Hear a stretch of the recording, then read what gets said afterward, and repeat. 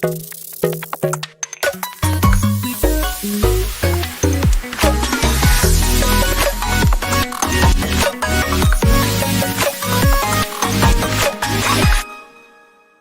everyone, welcome to Microsoft Secure Technical Accelerator session.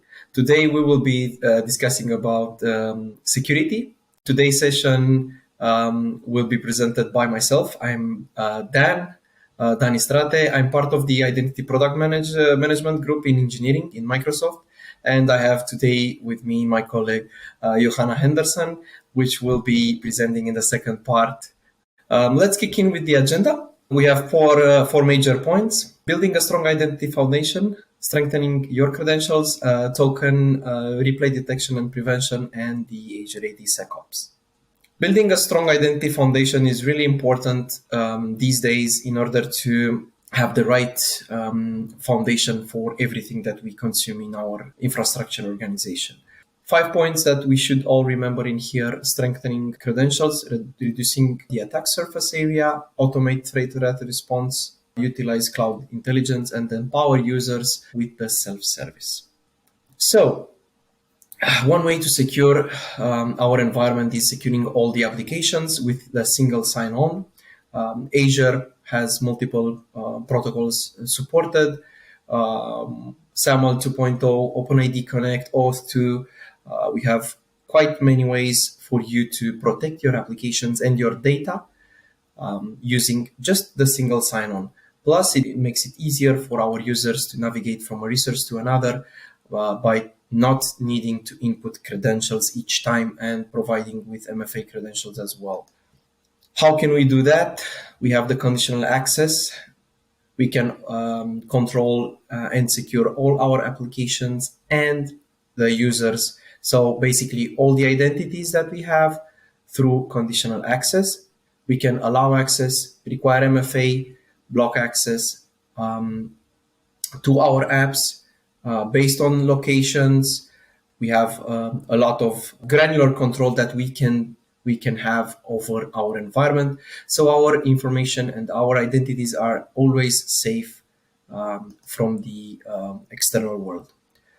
So the identities and the conditional access and the MFA. MFA has been changing lately from our old ways of using SMS or phone calls, which now can be pretty easily replicated by using the clone SIM card technology. It's a relatively cheap way to clone the MFA, and it's doable. So we're not quite safe. So each of the user can see the sign-in report. This is a really important information that each user has access to in order to verify where we authenticate to our organization from. And we can immediately report if we see anything unusual. Based on all those factors, the conditional access has multiple layers of security, and it analyzes multiple variables in order to determine if the access needs to be granted, verified, blocked, or if we need to revoke the session through the continuous access evaluation module. Talking a bit about how do we enforce security over our identities. So we have the passwords, which we all knew at some point. Now we consider the passwords as being really easy to break. So it's not the best way to protect our accounts. Password plus SMS or voice calls, the old MFA way. It's good, still not that bad these days. Can be easily replicated and breached. We consider as a better using the Microsoft Authenticator app, software tokens, OTPs, or hardware OTPs. A bit better on the safe side, but the best authentication methods are basically not relying on passwords anymore.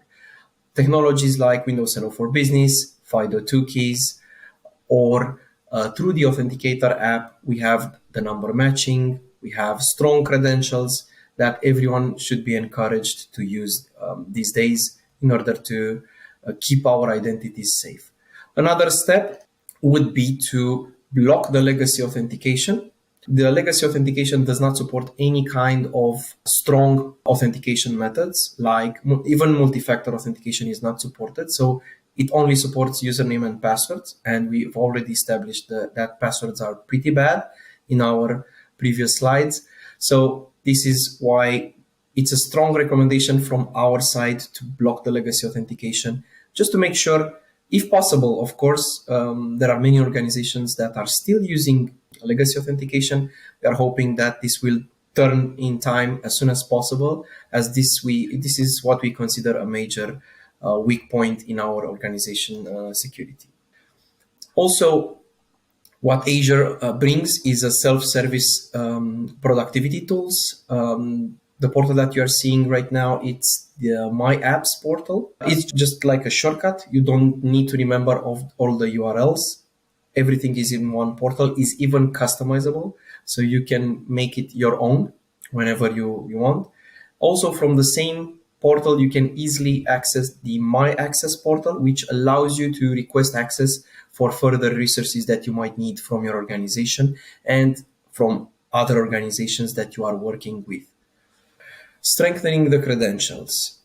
All the identities in our environment should be protected by strong credentials, and the strong credentials obviously are the passwordless technologies. Windows Hello for Business, Microsoft Authenticator, and FIDO2 keys. Those are the three passwordless technologies that Azure AD supports right now, and we encourage everyone to test it out, at least test it out at the beginning, see how it goes, see how it feels for you, and use the best of those three that we currently offer. We have more than 200 million users right now, active users under the passwordless technology. This is something that is coming soon, the password removal for the personal Microsoft accounts. So basically, we can already see things going further and further, one step closer to passwordless. For personal accounts, you can easily remove your password already. Hopefully, this soon will be implemented to organizations as well.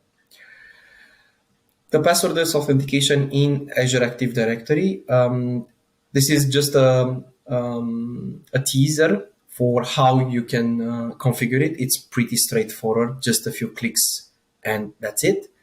The only thing is that you need to remember that the Authenticator app only supports one passwordless per account per device. So this means if you have multiple Azure accounts, Microsoft accounts, you can use your phone or your device only for one of those accounts for the passwordless.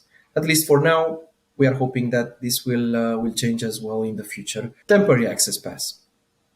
This is a game changer for new joiners onboarding process. Usually the accounts are being created in the IT environment a week or two prior to someone starts the work. So prior to that, the accounts were only protected by a simple password.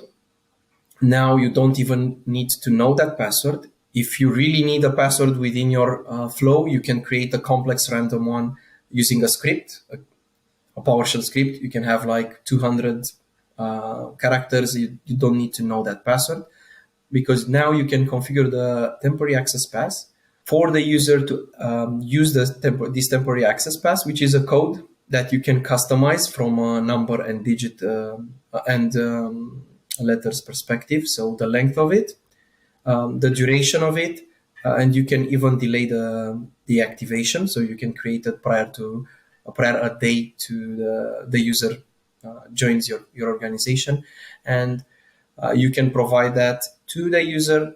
The massive benefit of this feature is that this access pass both satisfies the password and the MFA claim for Azure AD. So this is really safe. It's security on another level for that specific 1 week or 2 week when the account is only protected by a simple password, which we all had to write somewhere, keep it safe, make sure that it's in a safe or encrypted space. No longer need to worry about that anymore. The FIDO keys are a very strong passwordless authentication method, can be easily implemented. It's easy for the users to register the key within their Azure AD. So the integration is pretty straightforward. So the IT team doesn't have to do anything, but include the user in the FIDO key group and simply hand over the FIDO key, and the users can self-register their keys into the organization space.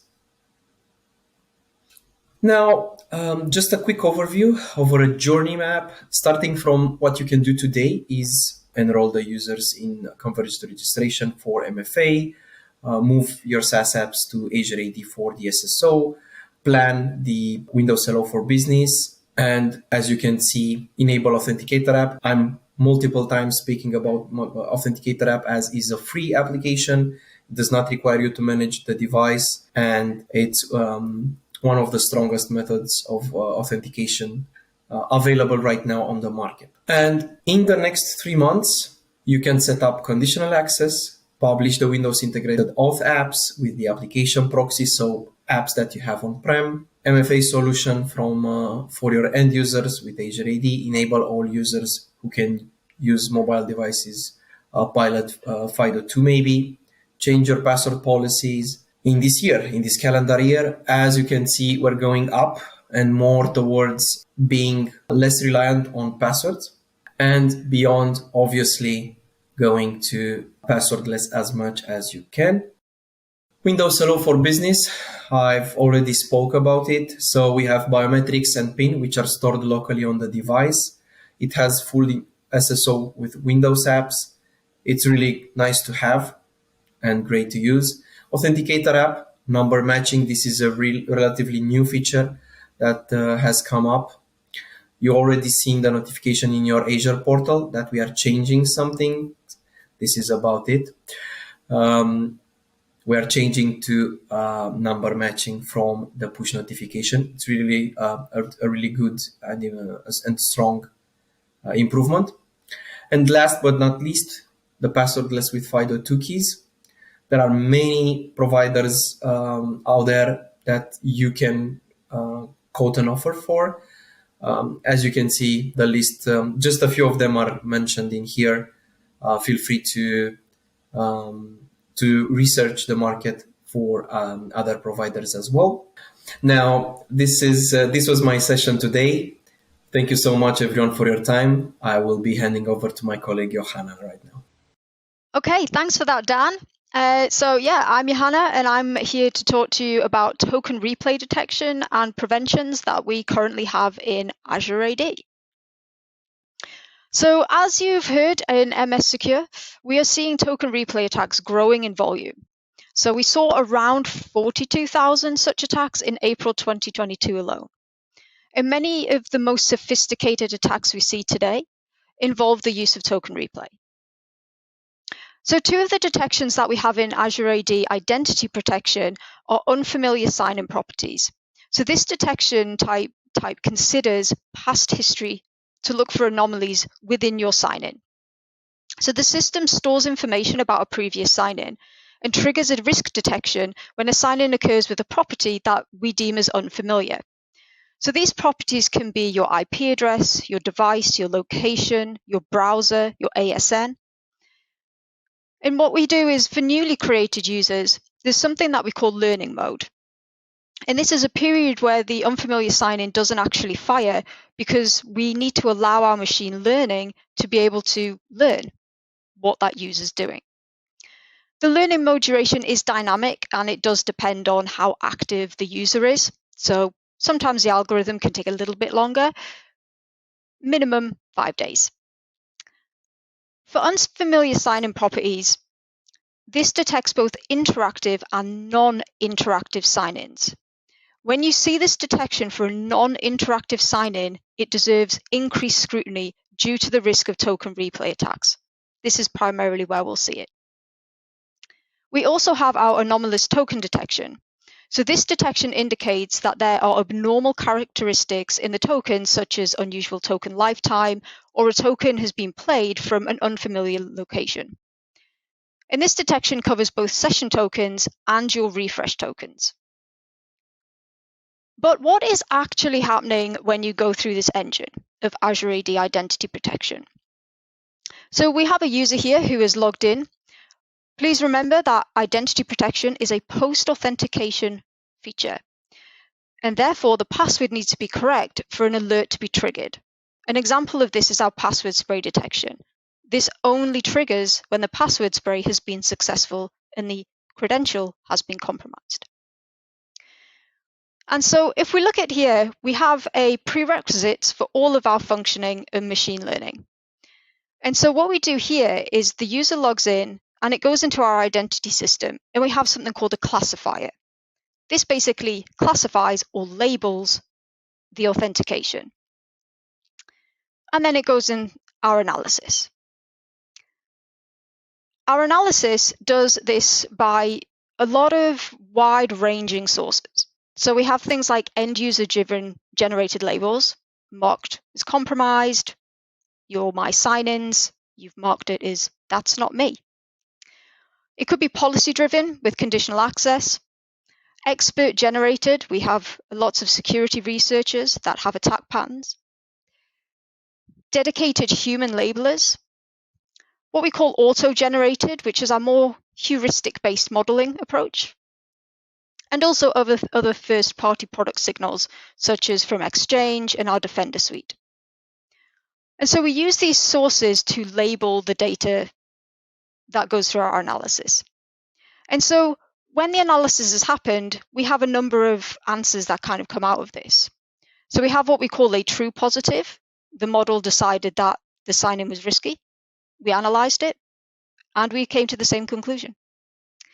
A true negative is when the model decided that the sign-in was safe and proven so upon analysis as well. Our false positive is where the model decided that the sign-in was risky, but actually when we analyzed it, it actually wasn't. And then a false negative decided that the sign-in was safe, analysis showed otherwise. And so from those components, we have our feedback loop into our machine learning. And so in summary, a user's credentials or authentication are evaluated by the classifier. Analysis is performed on the data and then labeled. This is used as input to our machine learning to improve the decision model. And the model is deployed back to the classifier for future authentications. Now, one of the best ways for our machine learning to actually learn is to set up a conditional access risk-based policy. So we have two policies. We have a user risk policy and a sign-in risk policy. Our recommendation is to have one user risk policy set up for anything that is high risk and for the remediation to be a secure password reset. We then have a sign-in risk policy for medium and high risk with the remediation as MFA. This means that when there is an interaction, the machine learning can learn from the remediation that's happened from the conditional access policy. And so another bit of best practice is really to make sure that you're ingesting all your risky users and risk detections into a SIEM tool of your choice. This will allow you to detect, respond, and remediate to an alert that is triggered through identity protection, including our unfamiliar sign-in and anomalous token detection. These detections, once into a SIEM tool, can then be queried where your SOC analysts are only actually responding and looking into and investigating signals that they need to look at, hopefully freeing up a lot of time for your teams. And so what are some of the more preventative measures that we have within Azure AD? So we have something called Continuous Access Evaluation, also known as CAE. And this is a feature available for Azure AD users that addresses near real-time enforcement of conditional access. And this is based on user session device lifecycle events while trying to access resource providers, for example, Exchange Online, SharePoint Online, or Teams. These lifecycle events include user account is deleted or disabled, a password for a user is changed or reset, multifactor authentication is enabled for the user, administrator explicitly revokes all tokens, that's refresh tokens, or high user risk is being detected within Azure AD. So something about that session has put that user to high risk. And what we've recently announced is our strict enforcement of location policies with CAE. Strict enforcement of location policies can be used to further strengthen the security benefits that you already have with CAE. So currently, if Azure AD sees one IP address from the client, while the resource provider sees a different IP address from the client, Azure AD will issue a 1-hour CAE token. If the tenant admin has enabled strict location enforcement, access will be rejected completely when there is a mismatch of IP addresses seen by the resource provider and Azure AD. With this on, CAE strict enforcement can be applied to prevent token exfiltration by restricting access to corporate resources to a set of trusted IP addresses that must be channeled through a VPN if outside the corporate network. Another new feature that was presented is our token protection. So token protection, which is sometimes referred to as token binding in the industry, attempts to reduce attacks by token theft by ensuring a token is usable only from the intended device. When an attacker is able to steal a token by either hijacking or replay, they can impersonate their victim until the token expires or is revoked. This does include tokens with MFA claims. Token protection creates a cryptographically secure tie between the token and the device, the client's secret, it's issued to. Without the client's secret, the bound token is actually useless. It cannot be used. When a user registers a Windows 10 or newer device in Azure AD, their primary identity is bound to that device. This connection means that any issued sign-in token is tied to the device, significantly reducing the chance of theft and replay attacks. And what you can do is you can create a conditional access policy to require token protection for sign-ins for specific services. We do highly recommend that you use report-only mode first, like you should with all your new conditional access policies for this feature. And just something to end with regarding the importance of monitoring and incident response within your Azure AD tenant. So it's really important that you are monitoring everything that is going on within your environment and that you have incident response plans already in place for if something bad happens. If you're unsure of what to monitor in Azure AD, we have an Azure AD SecOps guide that can help you. This also has Sentinel rules that are pretty much one-click alert rules in Sentinel. And if you don't use Sentinel, we also have Sigma rules as part of the open source community that we're a part of. We also have a number of incident response playbooks available that give walkthroughs of what triggers to look out for, what investigation processes that you need to be undertaking if you receive one of those triggers, and also how to recover from these attacks. We currently have phishing, password spray, application and consent, and malicious applications. Look out for our token replay playbook, which is next to come out within the coming months. Thank you everyone for your time today. Me and Dan really appreciate you listening into us, and if you have any questions, please let us know.